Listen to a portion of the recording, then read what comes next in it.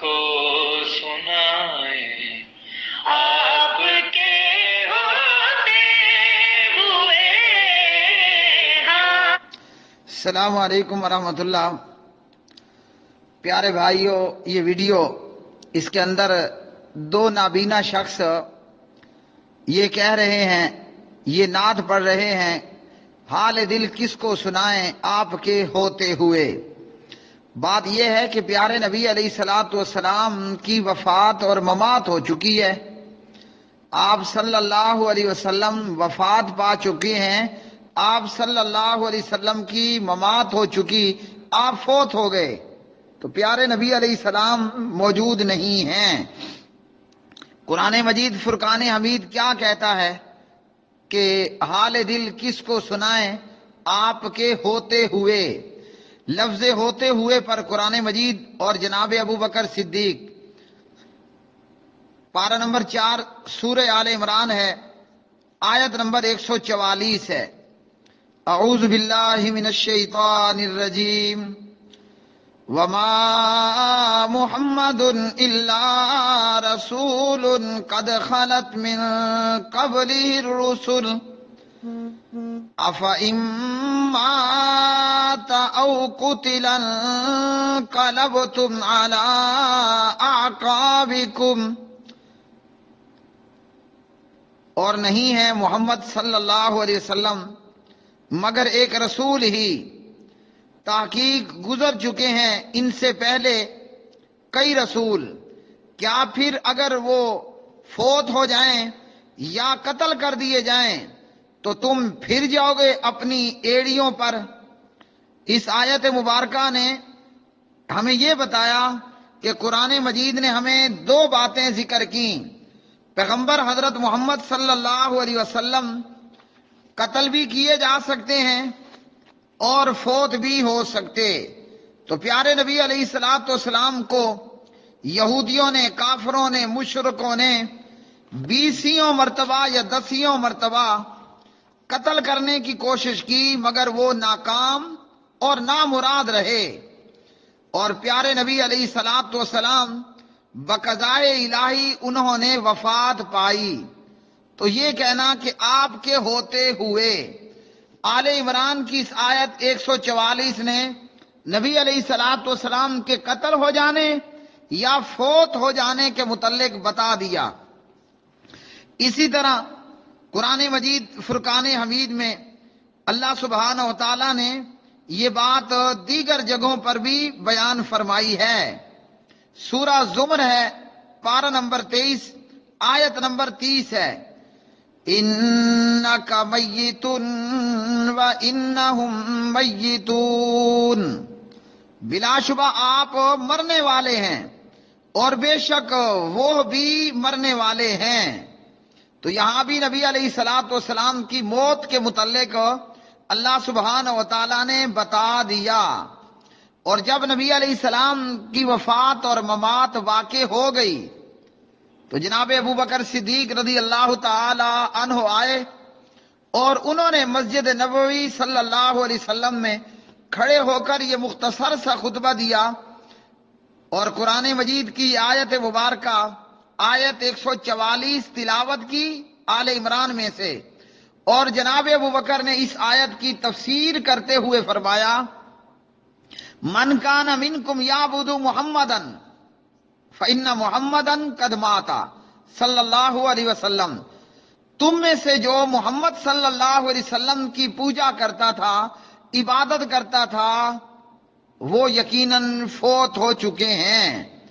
ومن کان منکم یعبد اللہ، اور جو تم میں سے اللہ سبحانہ و تعالیٰ کی پوجا کرنے والا تھا، فإن اللہ حی لا یموت، اللہ سبحانہ و تعالیٰ زندہ ہے اور وہ موت سے پاک ہے.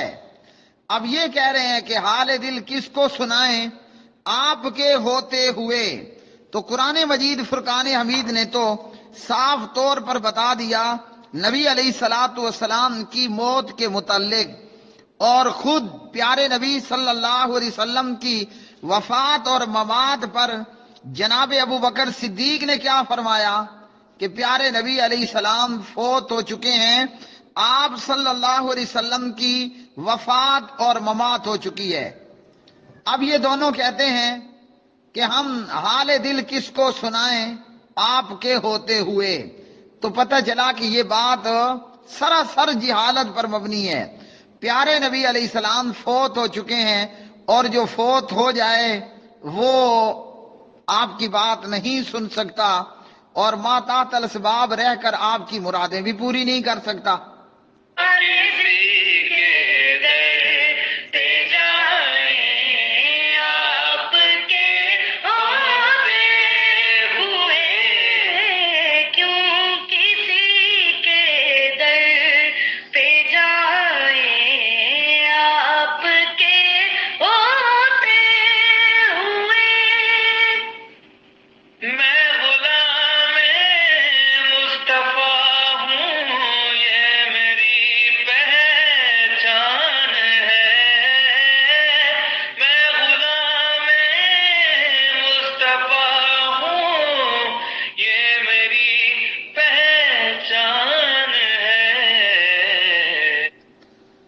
میں غلام مصطفیٰ ہوں، یہ میری پہچان ہے۔ تو صحیح معنوں میں غلام تو وہی ہوتا ہے نا جو اپنے آقا کی بات کو مان لے اور تسلیم کر لے۔ جو مالک کچھ اور کہے ہیں جی، اور غلام نوکر کوئی اور کام کرے۔ اچھا نوکر غلام وہی ہوگا جو اپنے مالک اور اپنے آقا ہاں جی اس کی بات کو تسلیم کرنے والا ہو۔ تو جو پیارے نبی علیہ السلام کی بات نہیں مانتا وہ آپ کا غلام کہاں ہے؟ سنیے نبی علیہ السلام نے کیا فرمایا۔ جناب حضرت عمر بن خطاب رضی اللہ تعالی عنہ اس روایت کے راوی ہیں، شرح سنہ للامام بغوی ہے، اور جناب عمر سے پیچھے عبداللہ بن عباس یہ روایت بیان کرتے ہیں۔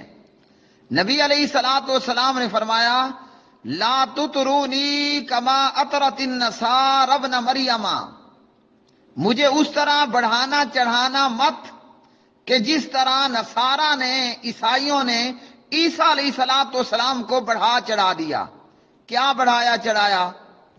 نصارہ یعنی عیسائیوں نے، کرسچن لوگوں نے کہا وقالت النصارى المسیح ابن اللہ، عیسیٰ اللہ کا بیٹا ہے علیہ الصلوۃ والسلام۔ تو فرمایا کہ نصارہ کی طرح مجھے بڑھا چڑھا مت دینا۔ اچھا جی کیا کرنا ہے؟ فرمایا انما انا عبد، میں تو بندہ ہوں یعنی اللہ کا بندہ ہوں۔ فقولوا عبد اللہ ورسولہ، تم فقط کہو عبد اللہ اور اس کا رسول، یعنی اللہ کا بندہ اور اللہ کا رسول۔ تو اگر کوئی شخص واقعتاً فرما بردار بیٹا ہو یا کوئی شخص فرما بردار غلام ہو، غلام بمانا نوکر، تو اسے چاہیے یہ کہ فرما بردار بیٹا اور فرما بردار نوکر اپنے باپ اور اپنے مالک کی بات مانتا ہے۔ تو یہ جتنی باتیں ہیں یہ تو نبی علیہ السلام کی تعلیم نہیں ہے۔ تو جب پیارے نبی علیہ السلام کی تعلیم پر کوئی عمل نہ کرے وہ اچھا نوکر نہیں ہوتا، وہ ہوتا ہے کہ مالک کچھ اور کہے نوکر کچھ اور کر کے آ جائے۔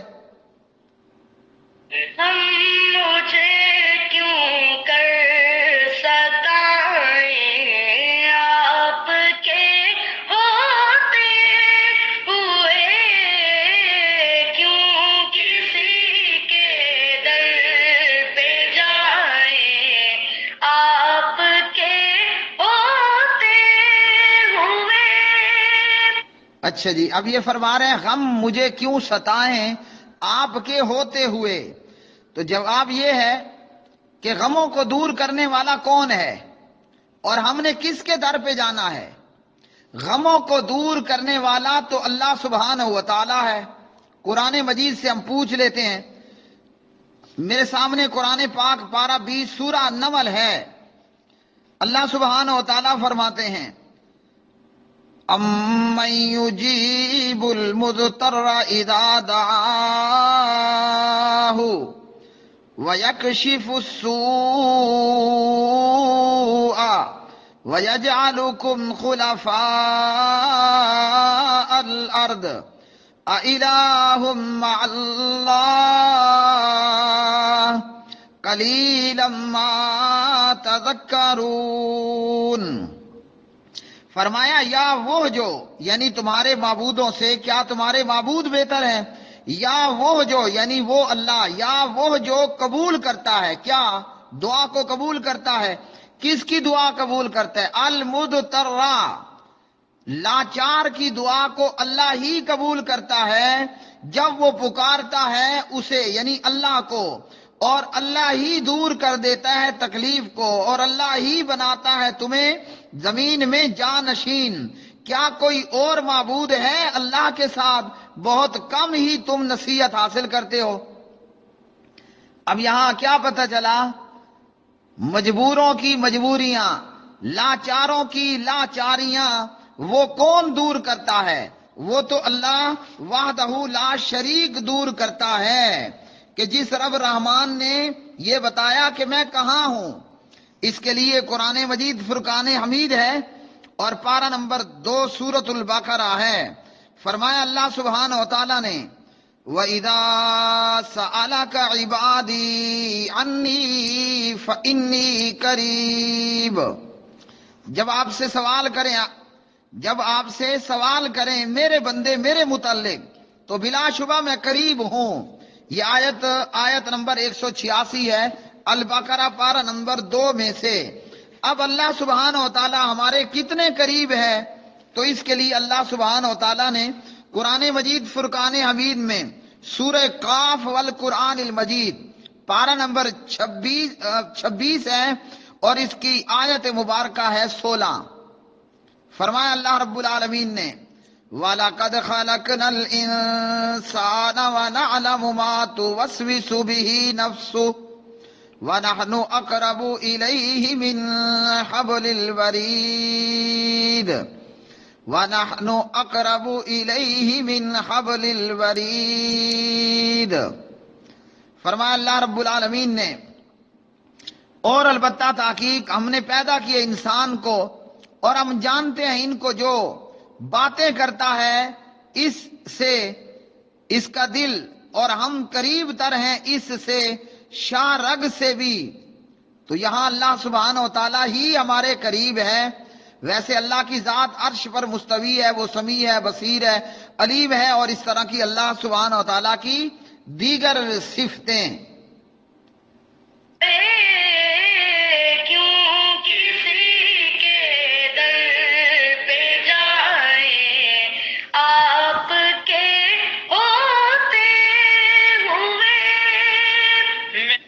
اچھا جی، کہا کہ کیوں کسی کے در پہ جائیں آپ کے ہوتے ہوئے؟ تو بات یہ ہے کہ اللہ سبحانہ و تعالیٰ کے در پر جانا ہے، اللہ سے سوال کرنا ہے، نہ نبی سے، نہ ولی سے، نہ علی سے، نہ پیر سے، نہ فقیر سے۔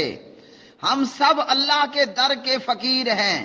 پیغمبر بھی اللہ کے در کا فقیر، نبی بھی اللہ کے در کا فقیر، علی بھی اللہ کے در کا فقیر، ولی بھی اللہ کے در کا فقیر۔ تو فقیر کہاں جاتا ہے؟ فقیر کے دروازے پر نہیں جاتا، فقیر کے دروازے پر نہیں جاتا۔ مانگنے والا فقیر اس کے در پر جاتا ہے جو خود غنی ہے۔ یا ایھا الناس انتم الفقراء الی اللہ واللہ هو الغنی الحمید۔ پارہ نمبر 22 سورہ فاطر آیت نمبر 15۔ اے لوگو تم سب محتاج ہو اللہ کے، اور اللہ وہی ہے بہت بے نیاز لائق حمد و ثنا۔ تو یہاں اللہ نے ہم سب کو فقیر بتا دیا۔ اب الناس کے اندر پیغمبر بھی ہیں، نبی بھی ہیں، رسول بھی ہیں، علی بھی ہے، ولی بھی ہے، پیر بھی ہے، فقیر بھی ہے، سب کے سب فقیر ہیں۔ مانگنا کس سے ہے؟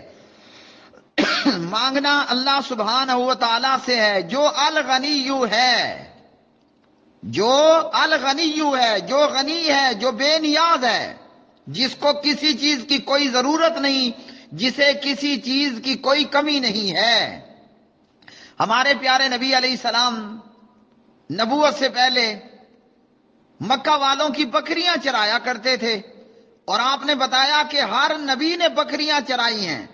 موسیٰ علیہ السلام کا بکریاں چرانا تو بذات خود قرآن مجید میں موجود ہے۔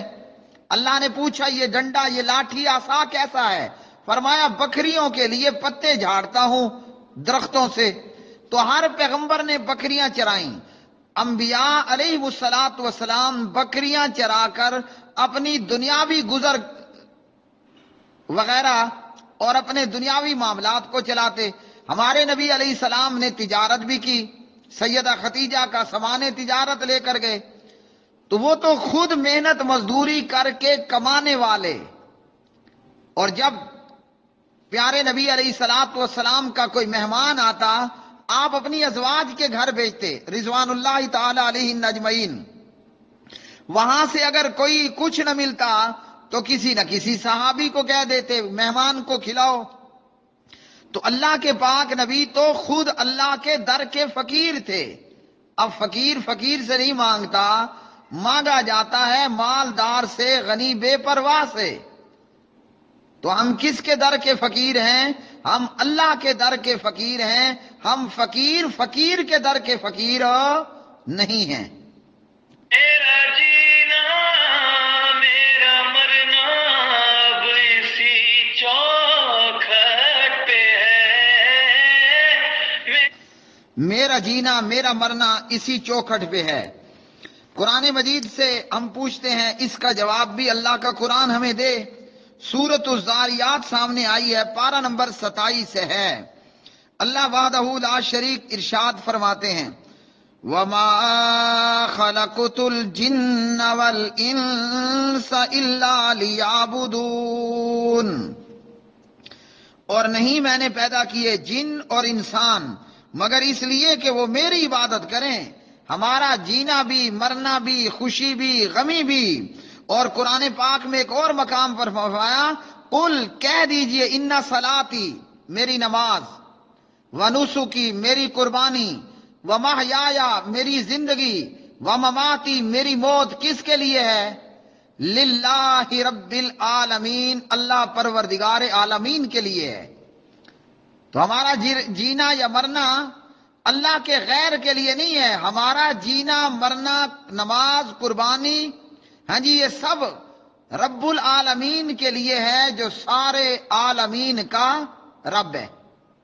میرا جینا میرا مرنا اب اسی چوکھٹ پہ ہے، ہم کہاں سرکار جائیں آپ کے ہوتے ہوئے، کیوں کسی کے در پہ جائیں آپ کے ہوتے ہوئے۔ کون ہے الطاف اپنا حال دل کس سے کہیں، کون ہے جس سے ہم اپنا حال دل کہیں؟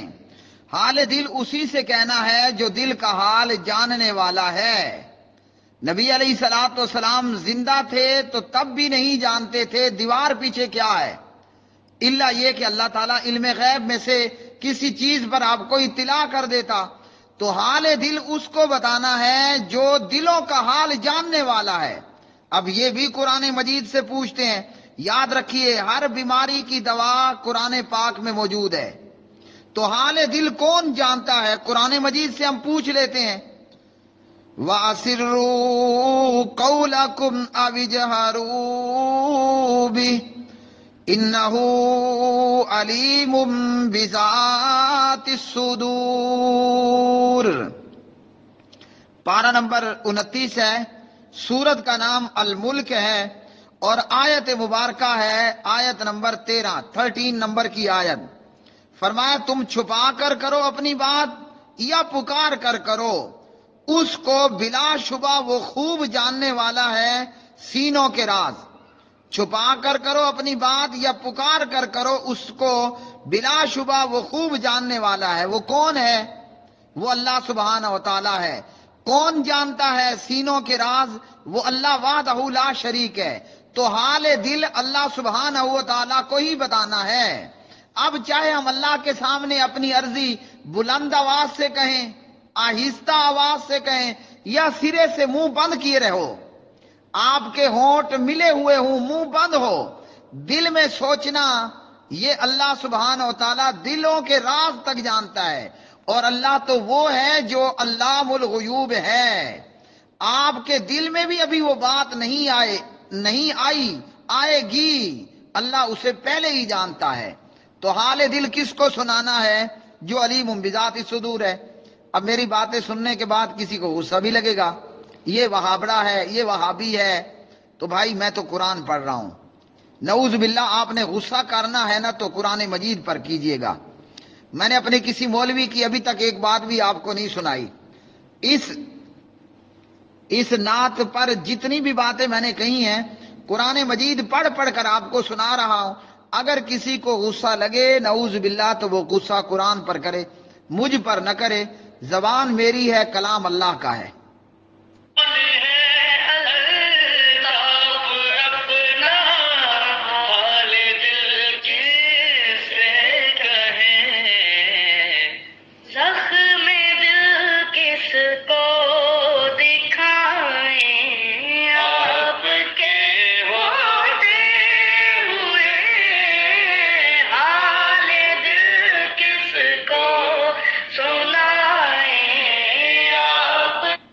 پیارے بھائیو، ایک ہوتا ہے آنکھوں کا اندھا اور ایک ہوتا ہے دل کا اندھا. اللہ سبحانہ و تعالی ہمیں آنکھوں کی بینائی بھی عطا فرمائے رکھے اور اللہ تعالیٰ دل کے اندھے پن سے بچائے. یہ جو دل کا اندھا ہوتا ہے نا، یہ بہت برا ہوتا ہے. اسی طرح اگر کوئی دل کا اندھا ہو کر مر جائے تو پھر وہ ہمیشہ کے لیے کہاں ہوگا؟ جہنم میں ہوگا. تو یاد رکھیے، نبی علیہ السلام کی تعریف کرتے ہوئے کبھی اللہ کے قرآن کو مت بھولیں. ہم جتنی تعریف کریں قرآن و حدیث کے باؤنڈری میں رہ کر کریں. جب بھی ہم نے تعریف کی اور قرآن و حدیث کی باؤنڈری کو پار کر کے کی، جیسے یہودی ہلاک ہوا، جیسے عیسائی ہلاک ہوا، اسی طرح ہلاکت ہوگی. یہودیوں نے محبت کی اور تعریف کی جناب عزیر کی علیہ الصلوۃ والسلام، باؤنڈری پار کر گئے، ہلاک ہو گئے. عیسائیوں نے باؤنڈری پار کر کے جناب روح اللہ کی تعریف کی، وہ ہلاک ہو گئے. کیا کہا انہوں نے؟ عزیر ابن اللہ ہے، عیسیٰ ابن اللہ ہے. جبکہ ذالک قولہم بافواہہم، یہ ان کے اپنے منہوں کی باتیں تھیں، وہ تو اللہ کے بندے تھے. تو پیارے نبی علیہ السلام کی محبت جنت میں جانے کا سبب ہے. آپ سے محبت حصول جنت کا سبب ہے اور آپ کی اطاعت حصول جنت کا سبب ہے. اگر اطاعت ہوئی اور محبت نہ ہوئی، ہلاکت ہے. محبت رسول ہوئی اور اطاعت رسول نہ ہوئی، ہلاکت ہے. وآخر دعوانا الحمدللہ رب العالمین.